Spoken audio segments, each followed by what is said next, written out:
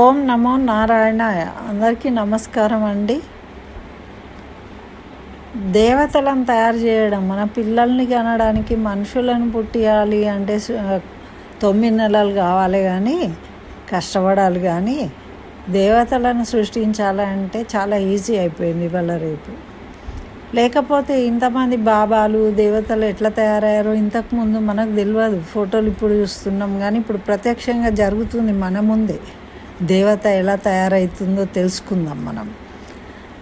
ఎలా అయిందంటే, అరుణాచలం అనే ఒక పుణ్యక్షేత్రం ఉంది. అక్కడ అరుణాచలేశ్వరుడు అని శివుడు లింగ రూపంలో ఉన్నాడు. అక్కడ ఒక గొప్ప తత్వవేత్త రమణ మహర్షి ఉండేవారు. అటువంటి గొప్ప పుణ్యక్షేత్రము. అయితే దాంట్లో తమిళనాడు నుంచి ఎక్కడి నుంచో వచ్చిన వాళ్ళు, ఒక పిచ్చి ఆమె టోపీ పెట్టుకొని ఒక అంగి తొడుక్కొని తిరుగుతూ ఉంటే ఆమె చేష్టలు చూసి గమ్మత్ అనిపించి కొంతమంది కుర్రకారు ఏం చేసిండ్రు, ఆమెతో ఫోటోలు దిగి వాటిని మన పిల్లలు ఏం చేస్తారు, ఇవాళ రేపు ఏది చేసినా సోషల్ మీడియాలో పెట్టేస్తారు. అట్లా ఆమెని రకరకాల ఫోజులతోని ఆమెని ఫోటోలు తీసి వైరల్ చేసిండ్రు. చేస్తే అందరూ అరే ఇదేంటో ఉంది అదేంటో ఉంది అనుకుంటూ పోయిన వాళ్ళందరూ ఆమె కోసం వెతుక్కుంటూ చూడడము మొదలుపెట్టిండ్రు. ఇలా మొదలు పెడితే మరి మన నండూరి శ్రీనివాసరావు గారేమో ఏం చేసిండ్రంటే, ఆమెకి సిద్ధులు ఉన్నాయి, ఆమె అవధూత అని సర్టిఫికెట్ ఇచ్చారు. చాలా గొప్పది అని, ఆమె అనుగ్రహం పొందాలి అని. ఇంకా అప్పుడు మన అమాయకులైన హిందువులు ఎట్లా ఉంటారండి? అరుణాచలేశ్వరుడు అంటే ఎన్నో ఏళ్ల నుంచి ఉంటున్నాడు. అన్నేళ్ల నుంచి మనం ఎవరం పోలేదు, చూడలేదు, దర్శనం చేసుకోలేదు. కానీ కొత్త అమ్మ చేయబట్టి మనకేదో లాభం జరుగుతుంది. అనుగ్రహంతో మనం తెల్లారేసరికి కోటీశ్వర్లం అయిపోతాము. ఆమె చెయ్యి పెడితే చాలు, కాలు పెడితే తన్నితే చాలు, ఉమ్మేస్తే చాలు అని ఈ విధంగా చెప్పేసరికి అందరూ ఇక అమాయకులైన మన హిందువులందరూ ఎగబడ్డారు. మన వాళ్ళే, తెలుగు వాళ్ళే ఉంటారు ఎక్కువ మటుకు ఇలాంటి భక్తి ప్రపత్తులు చూపించే వాళ్ళు ఇమీడియట్గా. అలా కొంతమంది ఇంకా వేరే వాళ్ళు కూడా ఉండొచ్చు దాంట్లో. అయితే మన వాళ్ళ గురించి నేను చెప్తున్నాను. అట్లా అందరూ పోయిన వాళ్ళందరూ అమ్మతో ఫోటోలు దిగడము, అమ్మకు ప్రసాదాలు పెట్టడము, అమ్మ కొడితే పడడము, ఉమ్మితే ఉమ్మించుకోవడము, ఇట్లా అందరు చేస్తూ వస్తూ ఉన్నారు. ఇంకేముందండి, ఇవన్నీ గమనిస్తున్నారు వ్యాపారస్తులు. వాళ్ళ ఒక బ్యాచ్ వేరే ఉంటుంది. ఇటువంటి వాళ్ళు దేన్ని ఎట్లా క్యాష్ చేసుకోవచ్చు అని ఆలోచించేవాళ్ళు. ఇంకేంటి, ఆ సంస్థ వాళ్ళు వచ్చేసిండ్రు. ఇప్పుడు అమ్మకి ఆమె బతికి ఉండి చేసేది ఏం లేదు, చక్కగా దేవతను చేసి కూర్చోబెట్టినామంటే ఇంకా డబ్బులే డబ్బులు, భక్తులే భక్తులు అని చెప్పేసి ఆమెకు చక్కగా సజీవ సమాధి చేసేసి, ఆమె కోసం ఏడ్చేవాళ్ళు లేరు. ఆమె ఎవరికి పుట్టింది తెలియదు, ఆమె ఎక్కడి నుంచి వచ్చింది తెలియదు, ఏమీ తెలియదు. వాళ్ళకి ఏం ప్రాబ్లం కూడా లేదు. ఆమె గురించి ఎవరు అడిగేటోళ్ళు ఉండరు కాబట్టి అట్లా ఆమెను పెట్టుబడిగా పెట్టి మన వాళ్ళ కోసం గుడి కడుతున్నారు. దేవతను చేసేసి చూడండి ఎంత ఈజీగా కొత్త దేవత పుట్టింది. ఇంకా రేపటి నుంచి ఏముంటుందండి, గుడి కట్టగానే గుడి కట్టడానికి విరాళాలు మనమే ఇస్తాం. మళ్ళీ విరాళాలు తర్వాత గుడి కట్టిన తర్వాత గుళ్ళో పూజలు ఏమేమి ఉంటాయి, అమ్మ వ్రతము, టోపీ అమ్మ వ్రతము, టోపీ అమ్మ జపము, టోపీ అమ్మ టోపీలు అమ్ముతారు. అప్పుడు అందరు టోపీలు పెట్టుకుంటారు, మన అందరికీ టోపీలు పెట్టేసిండ్రు అనమాట. ఈ విధంగా కొత్త దేవతను పుట్టించి, ఇంకా మన పిచ్చోళ్ళు అమాయకులేమో మన రాముడిని పూజిస్తే ముందే ఎన్నో ఏళ్ళ కిందోడు, మనకు ఎప్పుడు కొత్తగా కావాలి కదా. మనకు శాస్త్రం అవసరం లేదు, ధర్మం అవసరం లేదు, ఏది ఉండదు. ఎవరు ఏది చెప్తే అది వినుకుంటూ కొత్త వేషాలు వేయడం. అంటే మన తల్లిదండ్రులు అవసరం లేదు మనకు పురాతనం నుంచి వచ్చిన వాటిని ఎప్పుడు మనం అంతా పాతది వేస్ట్ అని పడేస్తాం అన్నమాట. కొత్త వాటిని ఎన్నుకుంటాం. అంటే దేవుళ్ళు కూడా, అంటే మన సాక్షాత్తు శ్రీమన్నారాయణుడు అక్కడ నెరిసిన అరుణాచలేశ్వరుడు మహత్యం లేదు, ఏం లేదు. ఇక రేపటి నుంచి అరుణాచలం అంటే టోపీ అమ్మ టెంపుల్ అయిపోతుంది. అది అరుణాచలేశ్వరుడు లేడు, తర్వాత రమణ మహర్షి అందరూ కొట్టుకపోతారు. ఇప్పుడు టోపీ అమ్మ వ్రతము, టోపీ అమ్మ జపము, టోపీ అమ్మ భజన, టోపీలు కొనుక్కొని అందరూ టోపీలు పెట్టుకోవడము, అక్కడికి వెళ్ళి ఇంటికి రావడం. ఇదండి జరిగేది.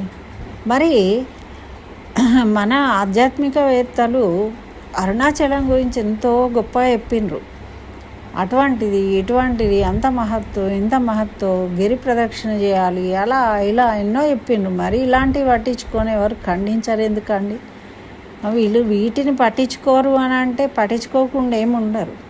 సాక్షాత్తు శ్రీమన్నారాయణుడే అవతారం ఎత్తి వచ్చినప్పుడు రామనారాయణుడు అంటే వాళ్ళకి తప్పుగా అనిపిస్తుంది. రామనారాయణుడు ఎందుకు అంటున్నారు, అట్లా అనొద్దు అని గొడవ చేస్తారు. మరి ఇంకొకళ్ళేమో రాముడు కూడా మాంసం తిన్నాడు, ఆయన క్షత్రియుడు కదా, ఆయనకు బలం ఎట్లుంటుంది, వీరత్వం రావాలి అంటే తప్పలేదు తినొచ్చు అని ఒకళ్ళు చెప్తారు. మరి ఇంకొకళ్ళు ఏం చెప్తారు, రాముడు రావణాసురుని చంపిండు, ఆయన బ్రాహ్మడు కాబట్టి బ్రహ్మహత్య పాతకం చుట్టుకున్నదని చెప్తారు. చూడండి, మన ఆధ్యాత్మికవేత్తలు ఇలా చెప్పినప్పుడు మరి అమాయకులైన హిందువులు ఏమైపోతారండి? వాళ్ళు కన్ఫ్యూజన్లో పడి ఆ రాముడు వద్దు, ఆ శివుడు వద్దు, ఎవరు వద్దు, ఈ కొత్త అమ్మాయి బాగుంది అని ఇప్పుడు కొత్త బాబాలను ఎవరు పడితే ఆ దేవతలను వెంట పడుతూ పిచ్చోళ్ళలాగా తిరుగుతూ ఉన్నారు. మరి ఇట్లా తిరగడం వల్ల మనకు ఏముందండి, ఏదో ఒక దేవుణ్ణి పట్టుకొని తిరుగుతూ ఉన్నారు, పిచ్చోళ్ళలాగా అయిపోతుంది కదా అంటే 20% ఉన్న మైనారిటీలు, ఇతర మతాల వాళ్ళు ఒకే దేవుని పట్టుకొని వాళ్ళు అదే గొప్ప అని చెప్పుకుంటూ అందులో ఏమీ లేకున్నా కూడా మన రామాయణ భారత భాగవతాలను నుంచి తీసిని వాళ్ళవిగా చెప్పుకుంటూ వాళ్ళేమో మన వాటిని ఉపయోగించుకొని వాళ్ళ మతంలోకి మార్పించుకోవడానికి ప్రయత్నాలు చేస్తూ ఉంటారు. మనను హేళన చేస్తారు, కించపరుస్తారు. ఇవన్నీ ఆధ్యాత్మికవేత్తలకు అవసరం లేదు. కానీ మరి ఇలాంటి మన హిందువులలో నిన్న మొన్న జరిగిన విషయము, ఎప్పుడో బాబాలు సాయిబాబాలకు వీళ్ళు కూడా అందరు భక్తులు అయిపోయినారు. ఎప్పుడో మన ఆధ్యాత్మికవేత్తలు రాముణ్ణి ఎలా పూజిస్తున్నారో సాయిబాబాను కూడా అదే విధంగా పూజిస్తూ ఉన్నారు, వాళ్ళకు కూడా భక్తులు అయిపోయినారు అందరూ. అయితే మరి కనీసము ఇప్పుడు మన కళ్ళెదురుగా కనబడుతుంది కదా, ఈ పిచ్చి ఆమెను దేవతగా మారుస్తుంటే కూడా ఎవరు నోరు మీద పట్టలేదు, దాన్ని అలా చేయకూడదని ఖండించడం లేదు. మరి ఇంకేముంటుందండి, ప్రజలు అమాయకులు, వాళ్ళకి ఏది తెలియదు, ఏది చేస్తే ఏం లాభం వస్తుందో మనకు అని ఆశతోని వేలం వెర్రిగా చేస్తూ ఉంటారు. కాబట్టి చూడండి, మరి 80% మనమున్నా 20% వేరే మతాల వాళ్ళు ఉన్నా కూడా మనము బలహీనులుగా కనబడుతూ ఉన్నాము, ఏది ధైర్యంగా చేయలేకపోతున్నాము. ఎందుకు అంటే మన ఆధ్యాత్మికవేత్తల సపోర్ట్ మనకు లేదు, మనకు ధైర్యం ఇచ్చేవాళ్ళు లేరు. అమాయకులైన ప్రజలేమో వాళ్ళు చదువుకోరు, శాస్త్రాలు తెలుసుకోరు, నిజాన్ని తెలుసుకోవాలనే ప్రయత్నం చేయరు. చెప్పేవాళ్ళేమో ఇలా అన్ని తప్పులు ప్రచారాలు చేస్తూ ఉంటారు, మన వాళ్ళే తప్పులు చెప్తూ ఉంటారు. బయట వాళ్ళు అందులోని నిజాలు చెప్పి ఇవన్నీ మేము చేసినాము, మా వాళ్ళే కరెక్ట్ అంటూ ఉంటారు. ఈ కన్ఫ్యూజన్లో మరి అమాయకులైన హిందువులందరూ ఏవో ఇష్టం వచ్చినట్టు వెళ్ళిపోతూ ఉన్నారు. వాళ్ళ ఎటు పోతున్నారో, వాళ్ళు ఎందుకు పోతున్నారో కూడా అర్థం కాని గందరగోళం తయారైపోయిందండి ఆధ్యాత్మికవేత్తలు చేయబట్టి. నిజంగా ఒక పురాణము చెప్తే, ఒకటి ఏదైనా చెప్తే దాంట్లో వాళ్ళకి ఆనందకరమైన విషయం ఉండాలి, కానీ అవన్నీ లేకుండా చేసేసిండ్రు. ఇప్పుడు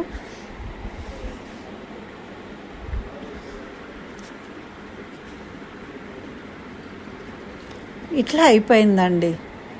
కాబట్టి దయచేసి నిజం తెలుసుకోండి, తొందర పడకండి. ఏ దేవుడ అంటే కొత్త దేవుళ్ళ అవసరం లేదు, పాత దేవుళ్ళే చాలు మనకు. రాముడు, కృష్ణుడు, వెంకటేశ్వరుడు, శివుడు ఇవి చాలు. వాళ్ళనే పూజించుకోండి. మీరు ఏ దేవుళ్ళ దగ్గరికి పోకండి, ఎవరు చెప్పింది వినకండి. దయచేసి హిందువులారా, అమాయకులైన హిందువులు నా మధ్యతరగతి వాళ్ళే బాధలు పడుతున్నారు తప్ప వేరే ఎవరు కూడా ఏ బాధ లేదండి. చక్కగా వాళ్ళు మాత్రము వాళ్ళు చేసే పూజలు వాళ్ళు చక్కగా చేసుకుంటున్నారు. మిమ్మల్ని మాత్రమే కన్ఫ్యూజన్లో ఉంచుతూ ఉన్నారు. మీకు తెలియదు కాబట్టి నేను చెప్తున్నా, మీ ఇంటి దేవుడు ఎవరు ఉంటారో వాళ్ళకే పూజలు చేసుకోండి. మీరు ఎక్కడికి వెళ్ళొద్దు, ఎవరి దగ్గరికి పోవద్దు, ఎవరు చెప్పిన మాట వినకూడదు. మీ పెద్దలు ఏది చెప్పిండ్రో అదే చేసుకోండి. అదే మీకు క్షేమము. మీకు వంశాభివృద్ధి జరుగుతుంది, ఆర్థికాభివృద్ధి జరుగుతుంది. మీ పనులు మీరు చేసుకోండి, మీ ధర్మాన్ని ఆచరించండి. ఇది నేను చెప్పదలుచుకున్నానండి. నచ్చితే లైక్ చేయండి. ఇంకా నా ఛానల్ సబ్స్క్రైబ్ చేయకుంటే సబ్స్క్రైబ్ చేయండి, చేయకండి. కానీ మీరు కొత్త దేవుళ్ళ దగ్గరికి పోకండి. అది నేను చెప్పే విషయము. స్వస్తి. జై శ్రీమన్నారాయణ. సర్వం శ్రీకృష్ణ చరణారవిందార్పణమస్తు.